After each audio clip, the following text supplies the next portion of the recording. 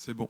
Merci à vous. Merci encore Samira pour l'invitation. Moi je suis ravi d'être ici. Je ne pensais pas qu'il y a presque 30 ans j'étais venu pour visiter le musée. Je serai ici pour faire une conférence dont Dominique Bourg a fait l'introduction. C'est vraiment un honneur pour moi d'être ici parmi vous.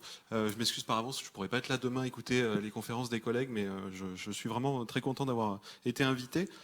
Juste quelques mots. Donc moi je travaille à l'IRIS, qui est l'Institut de Relations Internationales et Stratégiques, qui est donc un centre de recherche créé il y a une trentaine d'années à peu près, un peu plus, par Pascal Boniface. C'est aussi une école qui forme au métier des relations internationales avec des diplômes équivalents Bac plus 4, Bac plus 5. Donc c'est une aventure de l'enseignement qui nous amène à discuter avec nos collègues de l'université, même si on fait pas exactement le même métier. Juste pour me situer aussi par rapport à ça, aujourd'hui, au sein de l'IRIS, donc, je m'occupe du programme Climat, Énergie et Sécurité, et plus particulièrement d'un contrat financé par le ministère des Armées, qui est l'Observatoire géopolitique des impacts des changements climatiques en termes de sécurité et de défense, pour lequel on n'a pas trouvé d'acronyme malheureusement, donc on l'appelle l'Observatoire Défense et Climat. Et mon principal souhait, en tout cas ma principale ambition dans le cadre de ce contrat, c'est aussi de discuter à la fois de problématiques sécuritaires, ce que je ferai tout à l'heure avec vous en vous soumettant quelques études de cas sur lesquelles on a pu travailler, notamment aussi grâce aux travaux de chercheurs qui font de la recherche fondamentale et de la recherche de terrain. Donc c'est à la fois de sensibiliser le ministère des Armées aux questions de sécurité liées au changement climatique. Il y a beaucoup de choses à discuter d'ailleurs sur les hypothèses. Ce sera vraiment le point que j'aborderai avec vous. Mais c'est aussi de faire comprendre effectivement au ministère que si c'est peut-être un sujet de sécurité, on peut discuter des liens, etc. C'est aussi potentiellement un sujet de défense et donc ça les concerne aussi directement. Et donc on essaye de réfléchir avec eux à la manière dont ils peuvent prendre en compte, intégrer la problématique changement climatique dans leur doctrine, la planification de leur capacité opérationnelle, l'évolution de leur mission, etc., etc. Donc évidemment, vous imaginez bien que ce n'est pas une mince affaire. On a par exemple des interlocuteurs au sein des réunions. D'ailleurs, on a une réunion, on fait des réunions trimestrielles. On en a une demain. Par exemple, j'ai comme interlocuteur dans ces réunions le service des essences des armées, qui n'est pas spécialement sensibilisé à la question de la réduction de la consommation de fuel au sein des armées, si ce n'est pour un motif, on va dire, purement économique. Mais du coup, c'est très intéressant de discuter avec eux pour essayer de changer leur logiciel, en tout cas de leur faire voir la question d'une perspective un peu différente. Donc aujourd'hui, juste quelques mots introductifs aussi. Moi, je dis toujours, enfin, je me place dans un référentiel admis par nous tous ici, je crois, vu les échanges qui ont animé les premières sessions. Bon, je dis toujours, comme beaucoup d'entre vous, que le changement climatique est un problème doublement global. C'est un problème global sur le plan géographique, puisque ça concerne la gestion d'un bien commun qui est l'atmosphère. Là-dessus, il n'y a pas vraiment de discussion possible. Que vous soyez Tuvalu ou l'Australie, vous émettez quand même des gaz à effet de serre et vous êtes impacté par le comportement et le modèle économique de tous vos pays, tous les pays alentours. Et c'est un problème global, évidemment, au sens, on va dire, propre, puisque c'est un problème, on l'a dit, environnemental, mais pas que. C'est un problème sanitaire, c'est un problème énergétique, puisqu'évidemment, il découle de l'organisation de nos moyens de production, de nos modes de production. Et bien sûr, c'est surtout un problème politique, puisque ce qui nous occupe aujourd'hui, avec la référence qu'a faite Dominique Bourg, la gestion du problème climatique à l'échelle internationale, donc c'est une négociation politique qui vise à essayer de se répartir le fardeau, sachant qu'elle est tronquée. Il citait un des articles de la Convention qui dit bien que de toute façon, il est hors de question d'envisager des mesures dans ce cadre-là qui iraient à l'encontre de la croissance mondiale. Donc ça sera aussi un de mes fils conducteurs. Juste, j'ai mis, comme toujours, j'aime bien faire des PowerPoint très fournis, j'essaierai de ne pas passer trop de temps parce que j'ai tendance à être un petit peu bavard, mais je ne sais pas si d'ailleurs il est prévu de donner de pouvoir télécharger les présentations des intervenants ou si elles circuleront parmi les... Mais bon, j'essaierai de ne pas passer trop de temps sur toutes les slides parce que sinon on s'en sortira pas. Voilà, vous connaissez ces choses-là. Évidemment, c'est la représentation des scénarios selon le GIEC et le nouveau modèle depuis 2013 avec donc ce qu'ils ont appelé RCP. L'erreur, à mon avis, peut-être stratégique de communication du GIEC, c'est peut-être d'avoir choisi RCP, Representative Concentration Pathway, qui renvoie au forçage radiatif, qui est quand même quelque chose que assez peu de gens comprennent et qui est peut-être trompeur parce qu'on peut être tenté de l'associer à la température qui correspond à la suivi de ce scénario, alors qu'effectivement c'est pas le cas. Donc le 2.6 est le plus vertueux, le moins émissif, celui qu'on ne suit absolument pas, comme disait Dominique Bourg, et le 8.5 est le plus grave évidemment. Et on se situe plutôt entre le 6 et le 8.5 malheureusement aujourd'hui. là, bon, c'est aussi la représentation de ce qu'on évoquait tout à l'heure, avec, donc, si on suit le scénario le plus catastrophique, des augmentations moyennes de la température qui pourront aller jusqu'à 6 degrés, tandis que si on restait sur ce scénario vertueux, on limiterait à 1,5, mais c'est déjà quasiment plié, hein. Là, je ne reviens pas aussi sur ce qui a été dit tout à l'heure. Donc l'Afrique, puisque c'est un peu le thème de ma présentation aujourd'hui, je vais vous présenter, moi, plutôt, après quelques données très rapides sur les évolutions climatiques, en tout cas ce qu'on en sait en Afrique, des études de cas. Donc une étude de cas passée, encore qu'on pourrait discuter longuement sur le fait que le conflit est terminé ou pas, hein, c'est le conflit du Darfour. Et après, on évoquera plus généralement les mécaniques conflictuelles au sein des différends entre agriculteurs et éleveurs au Sahel, et l'exemple du barrage de la Renaissance, du grand barrage de la Renaissance éthiopienne sur les eaux du Nil, qui est, à mon avis, une étude de cas en devenir sur ces questions de lien entre changement climatique, heurts, tensions, conflictualité.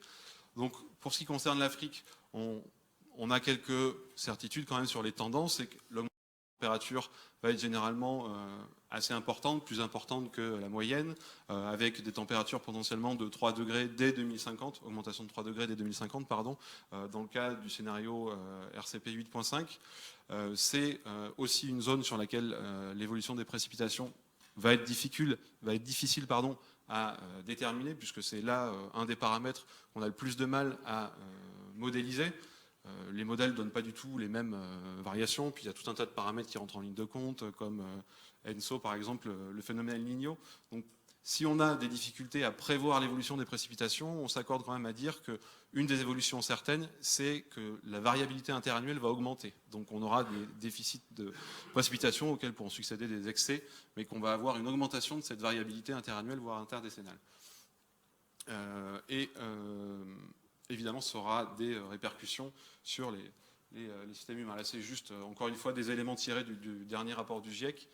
Donc on voit effectivement sur la carte que le Sahel est concerné, pas seulement la partie ouest, hein, mais une petite partie est pour ce qui est de l'Afrique, et l'Afrique australe aussi par l'augmentation des températures.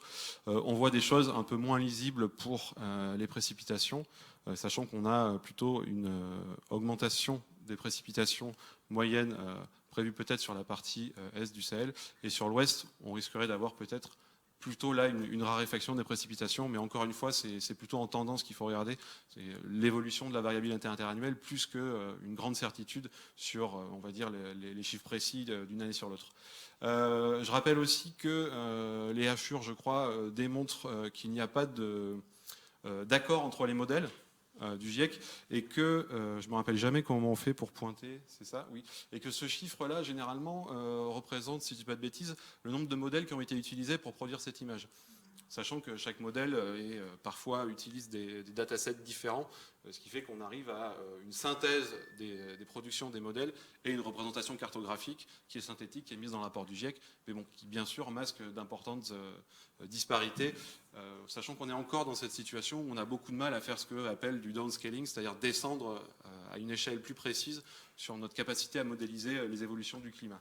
Là, on est sur des grandes évolutions continentales, régionales, mais c'est très difficile de faire ça à l'échelon local. En tout cas, tout le monde n'y arrive pas.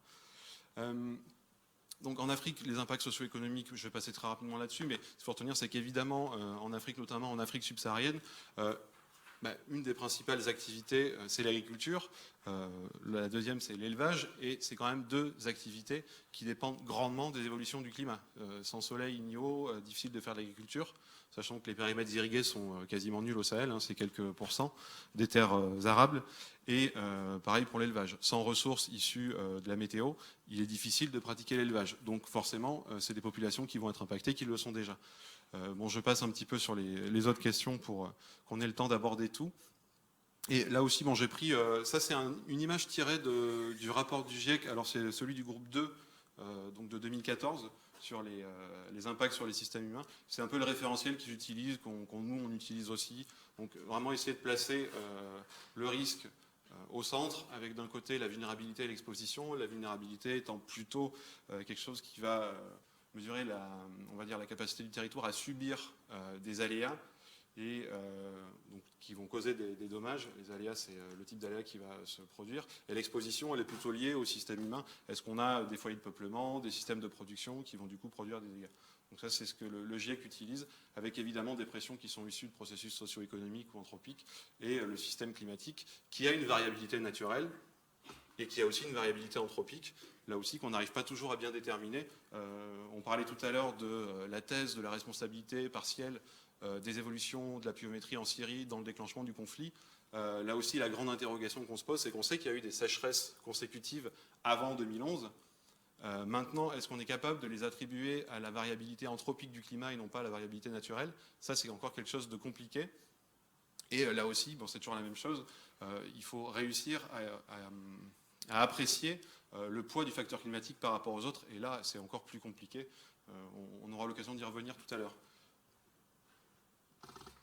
Donc, juste un mot sur le Darfour, parce que je pense que le Darfour a fait partie des conflits qui ont peut-être donné une visibilité à cette thèse des liens entre conflits, changement climatique, sécurité, etc.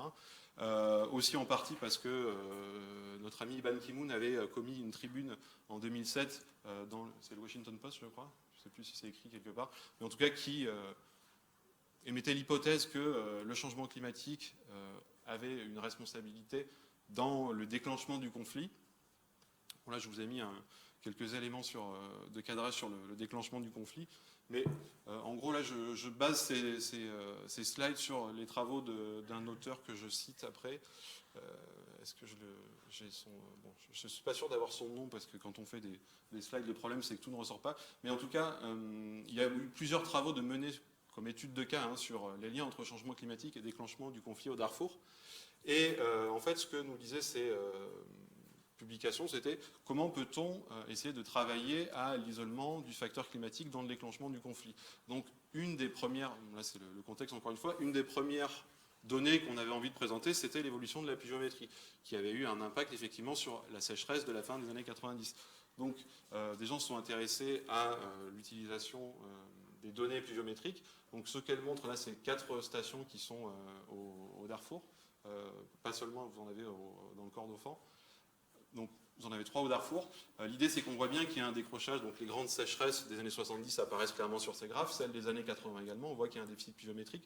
Mais on voit que la pluviométrie a tendance à remonter courant 90, sachant que le conflit se déclenche en 2001-2002. Donc, il arrive dans une période où on est plutôt sur une remontée de la pluviométrie et non pas une période de stress hydrique intense. Donc, ça tendait à limiter, on va dire, l'impact du déficit pluviométrique dans le déclenchement des hostilités.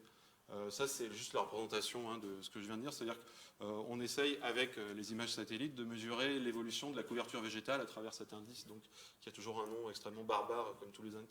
Donc, comment c'est, la Normalized Difference Vegetation Index, donc, qui mesure tout simplement la couverture végétale. On voit qu'elle a plutôt tendance à monter, en tout cas, il n'y a pas de diminution, vous voyez, il n'y a pas de... Là, vous avez donc l'image, si je ne dis pas de bêtises, c'est 84, 92, 2001 et 2002.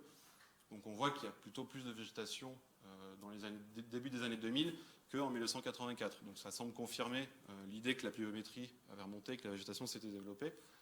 Et alors il y a des gens qui se sont amusés, comme l'auteur, dont malheureusement je n'ai pas mis la référence, mais ça je pourrais vous la donner si ça vous intéresse, qui s'était amusé à essayer de faire correspondre les cartes des violences et exactions avec les cartes mesurant la couverture végétale. Et bon, il s'est aperçu qu'il n'y avait pas de corrélation directe entre les zones de stress hydrique et les zones de forte violence. Alors c'était village détruit, ce qu'il indiquait par ces points rouges. Donc peut-être la zone où se déroulaient les conflits était plus des zones d'abondance que de rareté. Donc ça faisait partie en tout cas des hypothèses des éléments qui mettaient à mal un petit peu l'hypothèse de la responsabilité du climat dans le déclenchement. Et surtout, c'est qu'il y a beaucoup, évidemment, d'éléments anthropiques et sociopolitiques qui expliquent en partie le développement de ce conflit. La question des droits fonciers, le jeu du pouvoir, le soutien et l'instrumentalisation des milices janjaouides. Donc, la thèse de la responsabilité du changement climatique dans le déclenchement du conflit au Darfour restait peu convaincante, ou en tout cas pas comme un facteur premier du déclenchement des hostilités. Sachant qu'encore une fois, en plus, si vous vous souvenez bien, ça a été un des éléments qui a été mobilisé par Omar al-Béchir pour dire oui, le changement climatique nous pose énormément de problèmes, d'ailleurs il est responsable du conflit dans mon pays, etc. Alors que c'était une manière assez, je n'ai pas envie de dire habile, mais plutôt grossière de se dédouaner. Donc c'est aussi un risque d'utilisation en mauvais escient de cette thèse des liens entre changement climatique et sécurité. Donc la question, c'est si ce n'est pas forcément flagrant pour le Sahel, est-ce que c'est pour autant inexistant, ou ça ne sera jamais le cas dans les années à venir? Là aussi, c'est difficile de se prononcer. Donc, si on reste sur la zone du Sahel, je ne répète pas ses caractéristiques climatiques, mais donc une zone vulnérable, où les populations dépendent d'activités comme l'agriculture et l'élevage, l'agriculture pluviale essentiellement, même si le front sud, en tout cas avance, enfin le front avance vers le nord et il y a des cultures irriguées qui se développent, mais ça reste marginal. Là aussi, hein, c'est tout simplement la spatialisation de ce que je viens de dire, mais on voit bien que c'est une région dont les populations dépendent essentiellement du climat pour vivre grâce à leur activité agriculture et élevage. Là encore une fois, c'est une autre illustration. D'ailleurs, USAID fait des bonnes fiches, pour ceux qui s'intéressent, synthétiques sur les évolutions environnementales dans différents territoires sur lesquels ils peuvent se déployer. Mais voilà, donc encore une fois, une vulnérabilité, des températures qui vont augmenter plus vite, une augmentation de la variabilité interannuelle assez importante qui pèse sur les activités de subsistance des populations. Alors la question c'est, bon, je passe sur celui-là. Ah oui, non, ça c'est important aussi, mais bon, j'aurai l'occasion d'y revenir peut-être tout à l'heure. Ou est-ce que je vous en parle maintenant?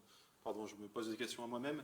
Mais la question, je ne sais pas si vous avez entendu parler du verdissement du Sahel. Là aussi, une thèse qui n'est pas une thèse, hein, qui se vérifie, mais un petit peu en lien avec ce qu'on voyait effectivement, la remontée de la pluviométrie à partir des années 90 et 2000.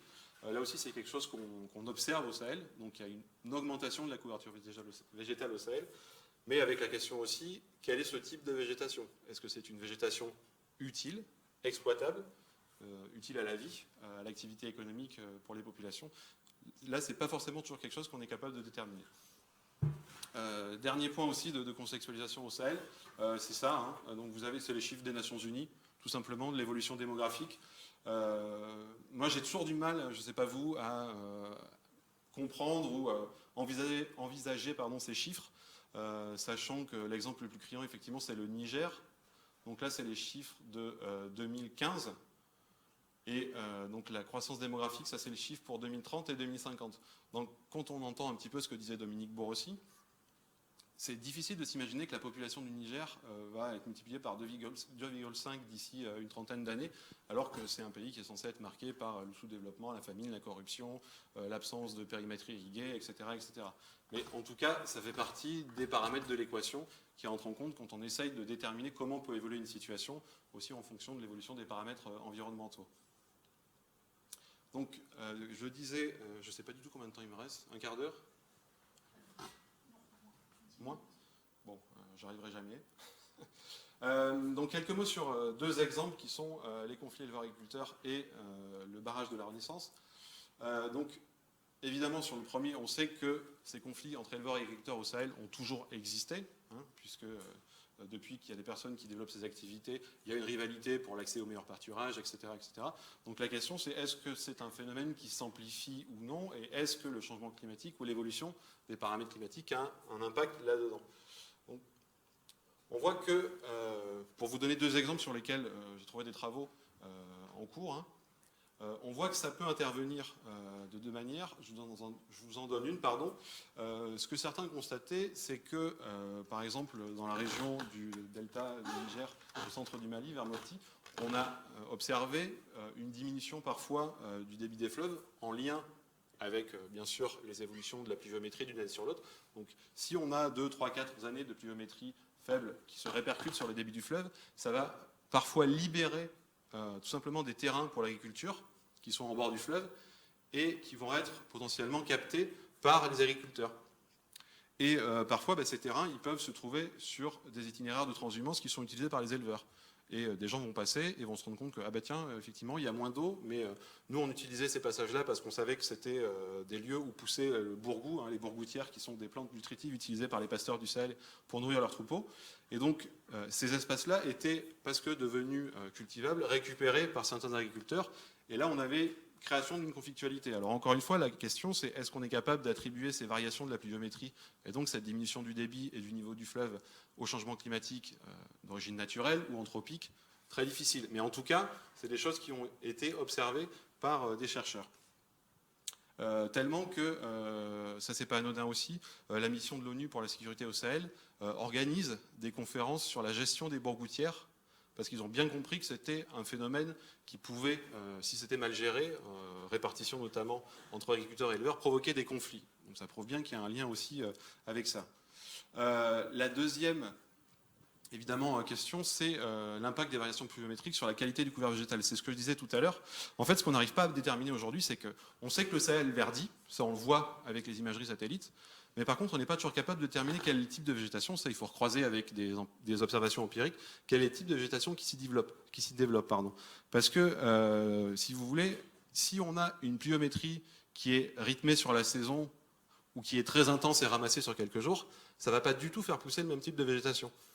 Et souvent, quand elles sont trop ramassées, les précipitations vont favoriser la repousse de plantes qui ne sont pas les plantes nutritives dont ont besoin les pasteurs au Sahel. Donc même si sur l'écran, on va voir que le Sahel est vert et qu'on pourrait en déduire qu'on a eu une bonne saison pluviométrique et que tout va bien, en fait, sur le terrain, ça va se vérifier, ça va pas du tout se vérifier. Donc aujourd'hui, on essaye d'avoir une analyse plus fine que ne permettent pas les satellites en recoupant avec des observations de terrain. Là aussi, c'est un très bon exemple de maladaptation. Je suis obligé d'en parler un petit peu. Pour faire face à ce problème, effectivement, de désertification, on essaye de développer une autre approche en introduisant des espèces qui vont être plus résilientes à la sécheresse, etc. etc. Là, c'est le cas au Kenya. Alors, vous me pardonnerez, je vais encore écorcher le nom latin de la plante. Prosopis judiflora, qui est une plante venue d'Amérique centrale, qu'on a implantée au Kenya parce qu'elle avait une bonne résilience dans un contexte aride. Et le problème, c'est qu'elle a finalement colonisé une bonne partie de la région dans laquelle elle a été plantée, en empêchant d'autres plantes de pousser. Et qu'en fait, cette plante, les éleveurs caprins se sont rendus compte qu'en la faisant manger à leurs chèvres, les chèvres perdaient leurs dents, à cause d'une propriété de la plante. Bon, une chèvre qui a plus de dents, c'est difficile pour elle de se nourrir. Donc le troupeau meurt. Et résultat, d'une bonne intention, qui est plutôt celle de replanter des cultures fourragères pour nourrir les troupeaux, on se retrouve à créer un problème. Bon, c'est bien souvent le cas, effectivement. Hein, il y a plein d'exemples d'introduction d'espèces qui sont devenues invasives et qui ont créé des... Il n'y a pas à chercher bien loin. Hein, je pense toujours au marais de Brière en Loire-Atlantique. Il y a plein d'articles qui expliquent ça très bien. Le problème lié à l'introduction soit des ragondins, soit des poissons-chats qui ont totalement déséquilibré l'écosystème et finalement mis à mal l'exploitation qu'on pouvait en faire, même raisonnable. Donc, je passe rapidement, mais difficultés là-dessus à adapter nos modes de veille, de surveillance de l'évolution du couvert végétal et aussi à adapter nos systèmes d'alerte précoce pour que l'information circule bien. Bon, ça, j'en parlerai pendant les questions parce que je voudrais quand même vous dire un mot de notre ami le barrage de la Renaissance. Le barrage de la Renaissance, le grand barrage de la Renaissance éthiopienne, pardon, c'est un projet extrêmement intéressant. Donc c'est le plus grand barrage d'Afrique qui est en cours de construction, achevé à peu près aux deux tiers. Et donc il est construit sur le Nil bleu, qui prend sa source au lac Tana en Éthiopie, sachant que le Nil bleu est principal affluent du Nil. 85% des eaux du Nil, voire 95% en saison des pluies, proviennent du Nil bleu. L'autre étant le Nil blanc qui prend sa source au lac Victoria. Donc voilà, c'est un énorme ouvrage, évidemment, plusieurs milliards de dollars. 6450 mégawatts de puissance installée prévue, ce qui correspond à 4 EPR à peu près. Bon, quand ils marcheront un jour, s'ils marchent, on ne va pas ouvrir le débat sur le nucléaire, mais en tout cas, en termes de puissance installée, c'est ça. Ça représente, pardon. Et une retenue d'eau qui cristallise un petit peu toutes les tensions, de 74 milliards de mètres cubes d'eau, avec une estimation de la phase de remplissage entre 2 et 12 ans. Donc évidemment, ce n'est pas la même chose. C'est ça qui pose un petit peu problème. Juste revenir sur la genèse et la construction de ce barrage. Le barrage, la construction a commencé en 2011, donc en Éthiopie. Alors, pas par hasard, hein, parce que c'était un projet que les Éthiopiens pouvaient avoir dans la tête depuis quelque temps. Mais en 2011, pourquoi ? Parce que les deux pays qui sont opposés ces derniers temps à tout barrage, ça fait quand même quelques années, à tout barrage sur les eaux du Nil, c'est bien sûr l'Égypte et le Soudan, les pays qui sont situés en aval de l'Éthiopie. Et donc l'Éthiopie a attendu 2011, pourquoi ? Parce que 2011, c'est la révolution en Égypte, on en parlait tout à l'heure. Petite déstabilisation du gouvernement en Égypte, ça ne vous aura pas échappé. Et 2011, c'est aussi l'année où il y a le référendum sur l'autonomie du Sud-Soudan et la proclamation de l'indépendance en juillet, si je ne dis pas de bêtises. Donc, les partenaires régionaux ou les rivaux régionaux étant mis à mal en cette année 2011, l'Éthiopie débute les travaux avec évidemment des oppositions très fortes de l'Égypte Alors pour ceux qui n'ont jamais vu cette vidéo, c'est assez improbable. En 2013, il y a un conseil de guerre qui est retransmis à la télévision égyptienne en direct. Donc c'est Mohamed Morsi qui est président à l'époque, et il est avec ses généraux en train de discuter des méthodes qui pourraient être utilisées pour déstabiliser, voire annihiler la construction du barrage. Donc on parle ouvertement de bombarder le barrage, de financer l'opposition, les groupes terroristes, etc. Alors c'est un document qui a vraiment été diffusé en direct, sans qu'on sache véritablement pourquoi, comment c'est arrivé. Bon, on a évidemment passé par une petite période de tension après cet épisode, mais en 2015, ce qu'il faut retenir, c'est que Al-Sisi a signé un document qui reconnaît la légitimité de l'ouvrage éthiopien, à la condition bien sûr qu'il ne contrevienne pas à l'approvisionnement en eau de l'Égypte, même si c'est quand même deux objectifs un peu antagonistes. Et bon, depuis, c'est un vrai feuilleton, hein, il y a des rebondissements tout le temps, donc les négociations sont terribles. Il y a un cabinet d'études qui doit faire l'étude d'impact, mais généralement l'étude d'impact, on l'a fait plutôt avant de lancer la construction de l'ouvrage, donc c'est très compliqué d'en sortir des conclusions partielles qui sont refusées par les parties. Il y a eu des changements de Premier ministre aussi en Éthiopie ces derniers temps. L'ingénieur en chef des travaux en Éthiopie a été retrouvé assassiné dans sa voiture l'été dernier, avec une arme à côté de lui, donc on ne sait pas vraiment si c'est un suicide ou un assassinat. Donc c'est un ouvrage un peu sulfureux. Mais pourquoi je lis ça au changement climatique? Tout simplement avec ma question d'augmentation de la variabilité interannuelle en matière pluviométrique. Le problème, c'est que certains travaux mettent en exergue le fait que la variabilité interannuelle pourrait avoir un impact sur le débit du Nil jusqu'à 50%. Ça veut dire que d'une année sur l'autre, on pourrait avoir une réduction du débit du Nil jusqu'à 50%. Sachant que là, on disait c'est après, éventuellement après, je ne sais plus si c'est la date, mais à partir de 2050, je crois. 2050 aussi, je ne remets pas mon tableau, mais où la population égyptienne aura quand même atteint je ne sais plus, au moins 130 millions sans doute. La population éthiopienne aura grandi. Donc on sera dans une configuration où on aura potentiellement une vraie diminution de la ressource, stratégique comme l'eau. Hein. Vous vous rappelez des démos de Sadat qui disaient si l'Égypte doit rentrer en guerre un jour à nouveau, ce sera à cause de l'eau. Donc il y a cette hypothèse qui nous pend au nez, qui mérite d'être mentionnée, sachant que là aussi c'est un peu la guerre des études. Selon les études, certaines évoquent un risque en raison de l'augmentation de la variabilité interannuelle, de diminution de la pluviométrie et donc de diminution du débit du Nil. D'autres évoquent au contraire une augmentation des précipitations dans le massif du lac Tana et donc une augmentation du débit.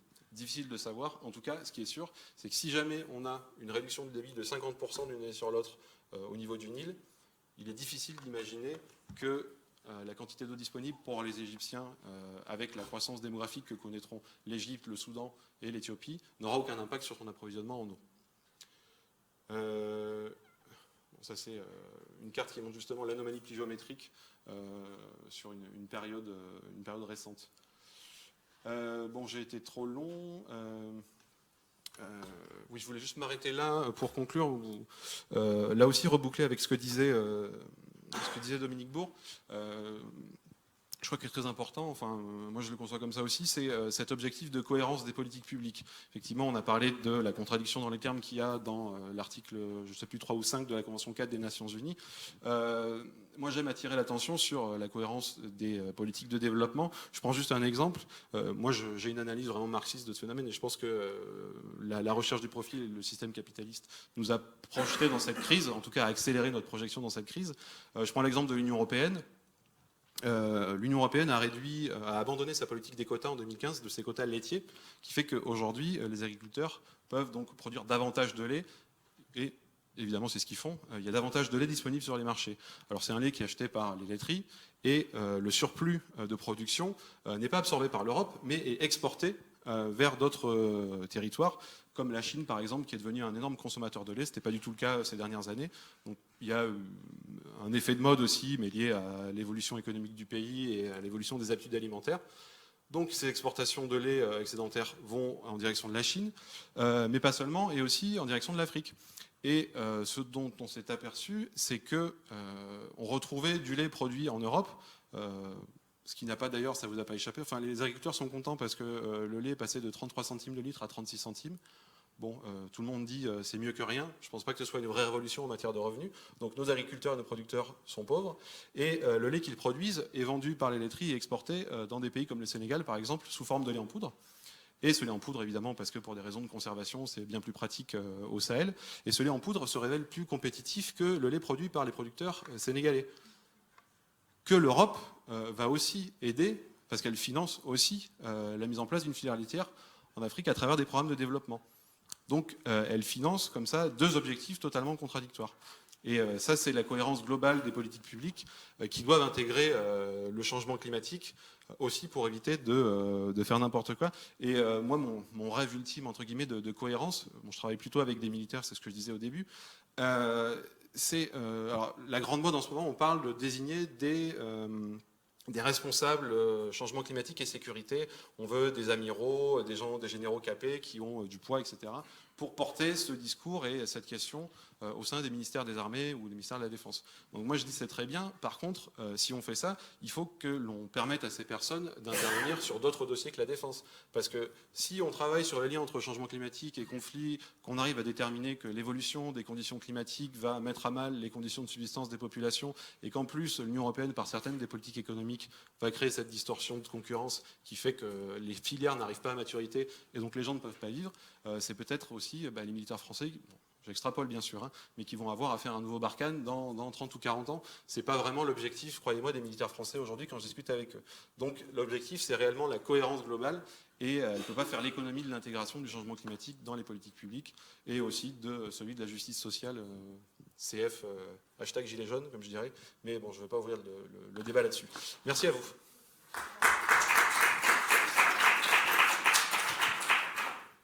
Merci beaucoup. Donc, on va donner la parole à la salle si vous avez des questions ou des échanges avec Bastien.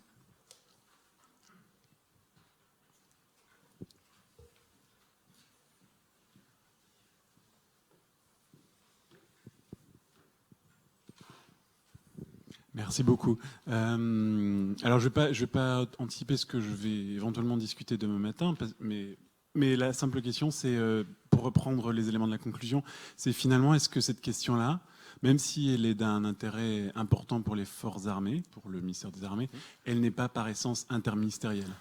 Et du coup, si elle n'est pas traitée comme ça, est-ce qu'elle ne pose pas d'autres enjeux, voilà, en termes de fuite en avant, enfin ce qui était évoqué vers la fin. J'y reviendrai demain matin, mais... Je suis complètement d'accord avec vous. Moi, j'essaye de me battre, mais le problème, c'est que c'est évident pour tout le monde. C'est les fameuses vertus de l'approche globale que tout le monde appelle de ses voeux, mais que personne ne veut mettre en œuvre. Et nous, on essaye, on a essayé, en tout cas, en tant que, si vous voulez, prestataire du contrat, en discutant avec le commanditaire qui est le ministère des Armées, peut-être d'intégrer, par exemple, des collègues du ministère de l'économie, du ministère des Affaires étrangères, etc. Mais c'est extrêmement compliqué parce que là, on se heurte à évidemment des logiques qui nous dépassent, des cultures administratives, des rivalités de pouvoir, etc. Donc, très honnêtement, c'est pas facile de travailler entre la défense et les affaires étrangères. Donc, nous, on essaye de le faire, mais je pense que c'est plus facile de le faire à l'extérieur. Pour vous donner un exemple, bien souvent, de toute façon, les responsables ou les chargés de mission climat au ministère de la Défense ne connaissent pas leurs homologues des affaires étrangères. Quand ça peut même arriver qu'ils se détestent, hein, d'ailleurs. Ils ne se portent pas forcément toujours les uns les autres dans le cœur, etc. Donc, nous, on pousse à ça. On essaye en tout cas de sensibiliser les militaires à l'intérêt d'avoir cette approche-là. C'est pas facile, honnêtement. Je vous disais, hein, convaincre le service des essences des armées, on n'arrive pas vraiment encore. Alors nous, notre axe, par exemple, au niveau des questions plutôt de défense, c'est d'essayer de présenter la sobriété énergétique comme un outil si vous voulez, de gain opérationnel. C'est-à-dire, ça vient vraiment des observations américaines en Afghanistan et en Irak qui se sont rendues compte que finalement, le nombre de morts venait des convois de ravitaillement essentiellement, parce qu'il fallait ravitailler les postes avancés. Donc ils se sont dit, comment réduire les attaques sur les convois? Il faut réduire les convois et réduire le nombre de morts. Il suffit d'augmenter l'autonomie des postes avancés. Et pour ça, il faut développer des techniques d'autonomisation en matière énergétique et en matière eau potable. Donc là, ils ont fait des efforts, ils ont compris que ça avait un intérêt. Donc ça a un impact sur la sobriété carbone, enfin on va dire l'empreinte carbone plutôt, des opérations extérieures. C'est un peu marginal, hein, je vous l'accorde, mais on essaye de leur proposer aussi d'intégrer ces approches-là dans leur réflexion. Ça passe aussi par tout ce qui est efficacité énergétique, où là, certains responsables des différentes directions, celles du patrimoine ou des infrastructures, peuvent y être sensibles. Parce que l'armée reste, je crois que c'est le premier propriétaire terrien en France, hein, donc ils sont conscients qu'ils ont souvent d'énormes installations, qui, si elles sont mal isolées, peuvent consommer énormément d'électricité, d'énergie. Donc là, c'est un discours qui peut passer, mais effectivement, sur la nécessité de le prendre en interministériel, c'est fondamental, mais je dois avouer que quand on en parle à des ministères, on se casse un peu les dents. On a d'autres projets un peu sur des sujets transition énergétique avec le ministère de la transition énergétique et solidaire, et transition écologique et solidaire. J'y croise assez peu de personnes de la défense ou des affaires étrangères. Donc il y a cette espèce de logique de silo bien française que nous, en tout cas, on n'arrive pas à décapsuler de l'intérieur. On essaie de le faire à l'extérieur en invitant tout le monde, mais de l'intérieur, c'est extrêmement compliqué. Et les rares personnes qui sont convaincues du bien fondé de cette approche ne sont pas toujours en mesure de l'imposer à leurs collègues ou à leur hiérarchie. Mais évidemment, moi, je vote pour. Juste pour rebondir, du côté des Britanniques, ils y voient ces questions environnementales un facteur d'innovation aussi. Vous l'évoquiez, c'est-à-dire qu'en fait, ils ont concentré une partie de leur réflexion sur le besoin aussi de trouver pour prétexte de gérer de manière plus efficace des déploiements, donc, de life footprint, des déploiements logistiques, comme étant aussi une manière d'inciter à des investissements en matière de défense qui auraient des incidences aussi dans le domaine civil. Dans le domaine civil, bien sûr. Oui. Donc ça, en France, est-ce qu'ils le font un peu ou pas du tout?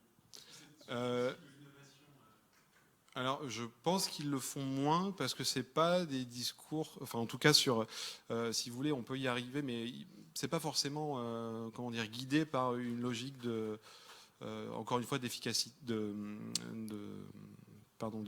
sobriété carbone. Mais c'est pas un discours que j'entends beaucoup dans la bouche des gens de la DGA, qui est la Délégation Générale de l'Armement, qui pilote tout ça. Il faut que je le fasse. J'ai envie de retourner voir. J'y avais été voir les industriels de l'armement pour leur poser la question, en fait, comment eux intégraient l'objet changement climatique dans la programmation dans les programmes militaires de constitution de matériel, d'équipement, d'armement. Et en fait, ils m'avaient répondu que eux avaient créé en 2006 des cellules d'éco-conception. Pourquoi ? Tout simplement parce qu'on les avait contraints à le faire, puisqu'en 2006 est sortie une réglementation européenne qui s'appelle la réglementation REACH, qui interdisait certains produits chimiques dont les industriels de l'armement se servaient. Donc ils ont dû, en catastrophe, là aussi, c'est parfois le problème, il vaut mieux envoyer des signaux avant. Bon, là, ils ont été contraints de réagir dans l'urgence, donc ça a créé quelques problèmes, mais ils ont dû s'adapter à la législation. Donc moi, la question que j'étais allé leur poser, c'est vous avez en gros eu ce choc-là en 2006 avec cette réglementation REACH. Vous avez créé des cellules d'éco-conception. Est-ce que vous réfléchissez à créer des cellules de climato-conception, entre guillemets ? Et bon, ils n'étaient pas vraiment très inquiets de ce point de vue-là, mais ça, c'était il y a 5 ans, 5 ou 6 ans. Donc je me suis dit qu'il fallait que je retourne leur poser la question pour voir un petit peu comment ils percevaient maintenant peut-être ce problème-là. Mais votre question est pertinente, mais c'est vrai que pour l'instant, on a plus travaillé sur ces questions de lien entre changement climatique et sécurité. Merci. Parce que le sujet que vous soulevez est aussi plus j'ai des collègues dans l'équipe de recherche qui sont plus ingénieurs de l'armement, qui vont suivre ces questions-là. Merci Bastien. Il nous reste le temps juste pour une petite question. Je suis globalement d'accord avec vous, mais je suis étonné de la modération de votre conclusion. Je conçois que vous souhaitez... Moi, j'aurais dit naïveté. Hein, mais... Oui, j'ai compris. Vous êtes prudent, bon, je peux comprendre, il y a un débat, donc voilà. Mais je trouve que le lien entre sécurité nationale, comme certains disent, aux États-Unis en particulier, et réchauffement climatique, moi j'aurais été un petit peu plus affirmatif. Il y a l'angle que vous avez pris, qui est le plus important pour nous tous ici, c'est-à-dire l'angle environnemental, social, etc. Mais il y a l'angle proprement militaire, vous en avez parlé. Aux États-Unis, il n'est pas exact de dire que les républicains ne veulent pas entendre parler d'un rapport sécurité nationale. C'est même l'inverse. C'est même l'inverse. Lorsque James Mattis a été désigné secrétaire à la Défense, je suis allé voir qui il est. Et j'ai découvert avec certaines surprises quand même qu'au fond, il était un de ceux qui étaient les plus partisans de faire le lien entre sécurité nationale et défense. Et, c'est pour ça qu'il a été et réchauffement climatique. Et il n'est pas le seul. J'ai vu un texte signé par quelques dizaines de hauts militaires, de hauts gradés américains et de secrétaires à la défense, secrétaires adjoints, etc., qui disent à peu près la même chose. Je peux le retrouver, je n'ai pas dans la tête. C'est-à-dire qu'eux le font, et le font avec beaucoup de précision sur le déploiement des militaires, sur les bases, etc. C'est-à-dire qu'eux font de façon stratégique et très très concrètement sur le plan militaire ce lien. Donc c'est très important, évidemment. Leur souci, eux, c'est pas de le traiter dans le sens où vous le dites, et vous avez évidemment raison, c'est de le traiter sur le plan militaire d'abord. Donc il faut qu'on soit bien conscient de ça. Cela dit, ça les oblige, à reconnaître la réalité du réchauffement climatique, et deux, quand on reconnaît cette réalité-là, ça veut dire qu'on est quand même obligé de le traiter politiquement de façon acceptable au moins, quoi. Donc c'est quand même moins mal que Trump et ses acolytes qui, eux, ne veulent pas l'entendre parler parce qu'au fond, ils s'en foutent complètement. Je ne sais pas ce qu'ils pensent, mais ça ne les intéresse pas pour des raisons politiques, quoi. Donc, est-ce que c'est une prudence proprement pour le débat ou est-ce que non, c'est plus parce qu'évidemment, j'aurais pu parler pendant une demi-heure de ce sujet-là aussi. C'est vrai que là, j'ai pris des études de cas où moi, je considère qu'il est aujourd'hui impossible de...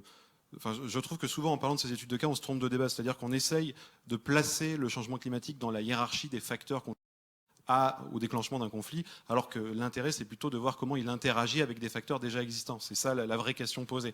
Ça ne veut pas dire qu'il peut déclencher des conflits, ça veut dire qu'il va jouer sur des facteurs de conflit existants. Moi, je ne crois pas qu'il soit en mesure de déclencher des conflits. C'était plus ça le sens de mon propos, de toute façon.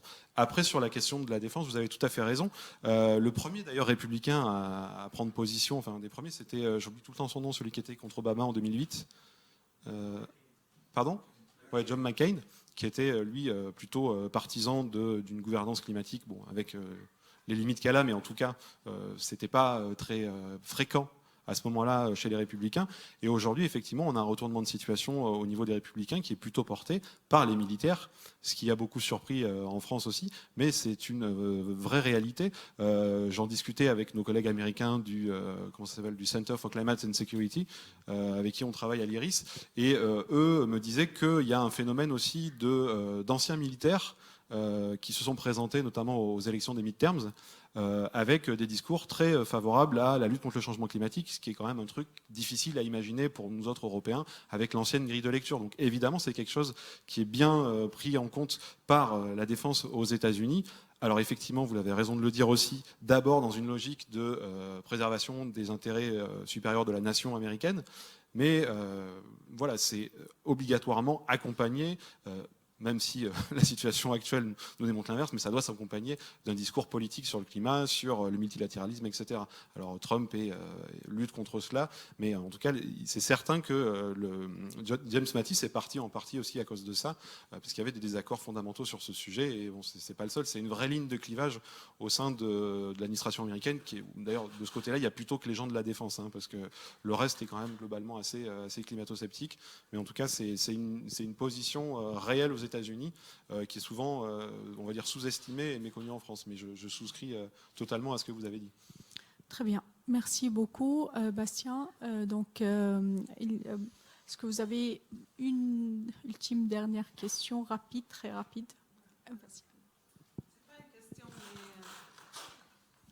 Bonjour, je m'appelle Alma Salem, je vais parler demain, mais c'est juste un ajout pour dire que est-ce qu'on peut aussi dissocier côté sécurité et environnement et climate change de la question économique?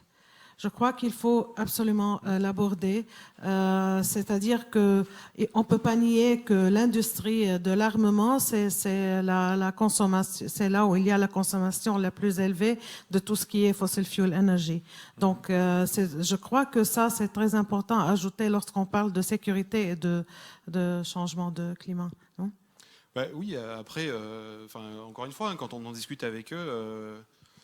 Ce qu'ils demandent à un Rafale, c'est d'être efficace, c'est pas de voler moins cher ou moins polluant. Donc, si vous voulez, on est tout de suite un peu bloqué. Alors après, il y a les Suédois de chez Saab qui ont fait voler un Gripen, donc un avion de chasse avec du biocarburant il y a 2 ans.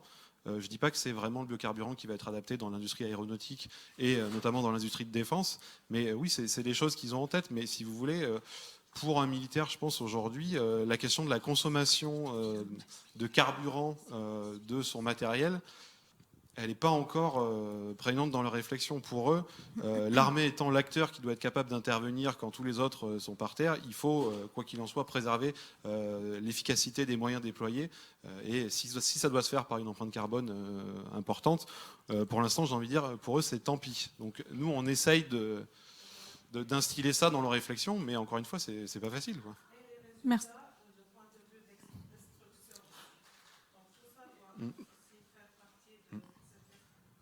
Oui, mais le meilleur armement, c'est celui qu'on n'utilise jamais. Hein. Non pas que les Allemands, l'industrie allemande est une des premières à produire des armements. C'est pas un pays qui a une diplomatie très.